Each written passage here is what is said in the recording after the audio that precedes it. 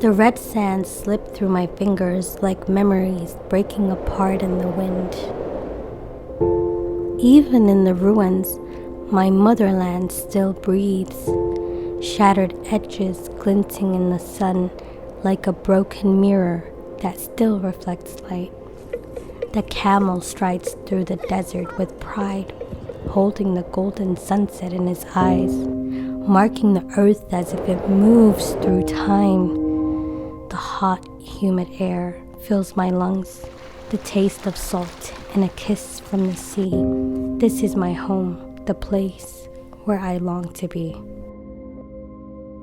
I am Zara Abdihaji, a poet and a member of the Somali Storytellers. In this 24-part series, we will be featuring Somali youth and their journeys. From dreams to reality, you'll hear real stories of success, struggles, and everything in between.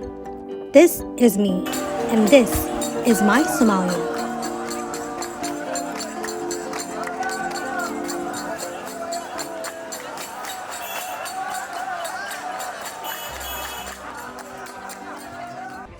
In the capital city of Somalia, Mogadishu, the most populated city in the Horn of Africa, once known as the Great White Pearl of the Indian Ocean. To understand where we are today, we'll begin by visiting some of the country's most significant monuments, starting with the tomb of an unknown soldier. Over here you can see the Somali flag. This monument represents the tomb of an unknown soldier. This represents the women and men who fought during the colonization period, and it stands here to honor the struggles. Every weekend, men and women gather here to honor this historic achievement and celebrate in singing and dancing.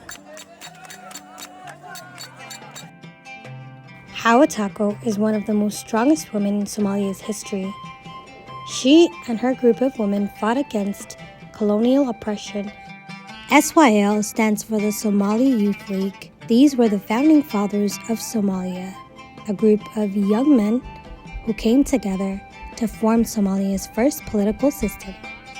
This one right here is called Tagahtur, which literally translates to stone throwing. This dates back to October 5th, 1949, where a fight broke out between Somali nationalists and colonial powers. Our last monument for the day was none other but the famous Sayidka, the leader of the Somali Dervish army. As Somali youth, we choose to see the beauty in the ruins. As a poet, I take pride in my poetic heritage, coming from a wise line of men and women. We all shape the future of Somalia.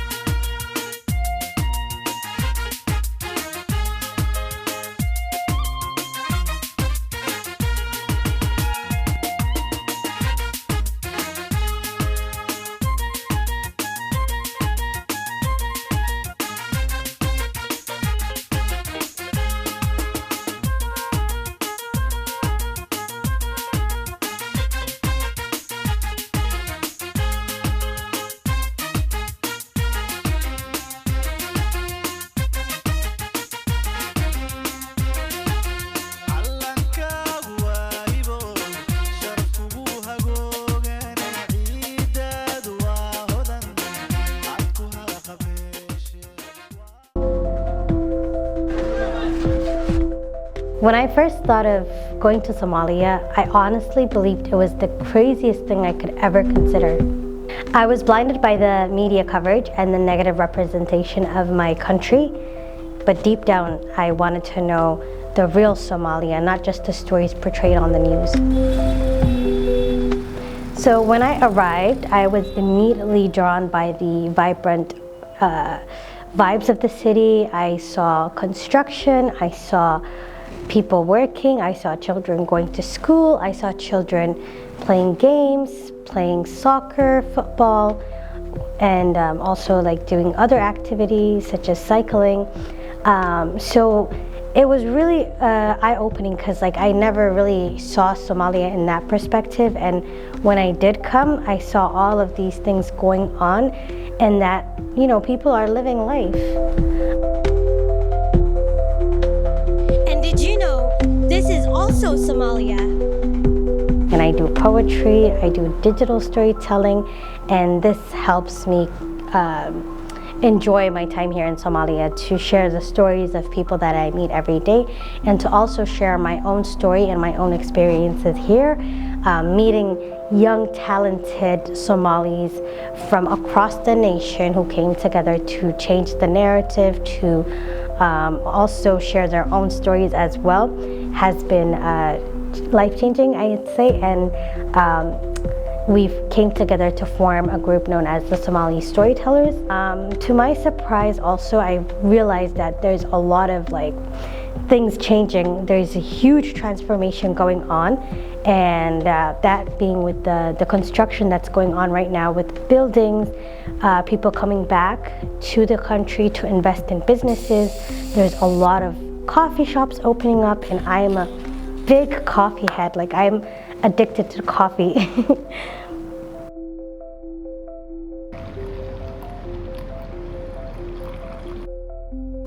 So on my free time, I actually enjoy going to different coffee shops and reading a book. I enjoy doing poetry. I enjoy creating content, because this gives me a peace of mind. Not only just a peace of mind, but also I want to take part in changing the narrative and showing people the real side of Somalia compared to what was actually portrayed on the news and the TV outlets back in Canada.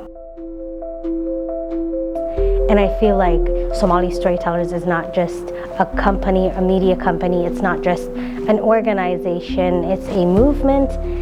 It's also like a family, a place where you belong, a safe space where we can come together, share ideas, share experiences, and share our own stories to create stories for impact and change. In Somali Storytellers, we highlight issues, social issues within the communities to find solutions for them. We also teach young people how to create their stories, how to find their stories first, because before you pick up the camera, you need to know what exactly are you going to be telling the world today. So you have to learn how to find your story, to make your story, to edit your story, and to share your story efficiently in different platforms. If you like what we're doing, please follow us on all social media platforms, including Facebook, Twitter, Instagram, to see how you could share your own stories for impact and change. And you can also try to be part of our bigger and wider family. In the next segment, we spend a day with Amal, a visually impaired girl and an advocate for persons with disabilities, as she shares her daily life with us. Stay tuned.